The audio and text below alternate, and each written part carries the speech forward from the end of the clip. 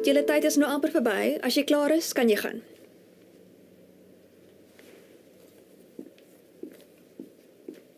Ek is klaar, juffrou. Hoe kan een mens so beeldskoon en so slim wees op dieselfde tyd? Ek verstaan dit nie. Jy gedra vir jou.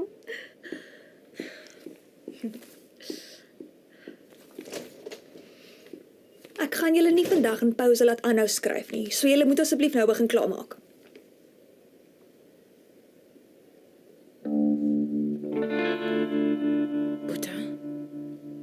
Boeta.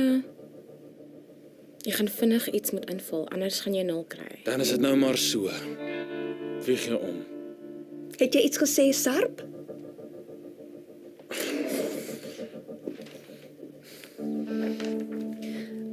Wat gaan hier aan, Sarp? Waar is jou antwoorde? Dis nie daar nie, juffrou. Hoekom nie? Wat gaan aan? Want ek wou nie die toets skryf nie. Gaan jy my forceer? Sy gaan jou net laat dryp, Sarp. So wat doen jy? Wat maak dit saak? Hou net jou neus hier uit. Wat's fout met jou? Is dit nodig om so met ons te praat? Hoekom maak dit saak? Hoekom gee julle om? Moet julle almal so op my keus wees, hè? Gaan net aan met die simpel toets. Sarp, jy skree nie so in my klas nie. Skryf jou toets, jy het 10 minute. So vat jou vraestel, gaan sit op jou plek en antwoord soveel as moontlik. Nou. Verskoon my, juffrou. Hoekom sal ek dit doen? Gee maar vir my 0 vir die toets. Sarp, waarheen dink jy gaan jy nou, hè? Sarp! Wat gaan aan met hom? Hoe moet ek weet? Hy soek seker net aandag. Wat op aarde doen hy? Sarp, wag. Bra, stop. Stop! Wat wil jy hê? Ons is nou al gewoond aan jou belaglike optrede, maar ek ken jou goed genoeg om te weet daar's iets anders aan die gang. Los my net in vrede. Sarp, wag eers. Kyk, ek vra net omdat ek regtig omgee.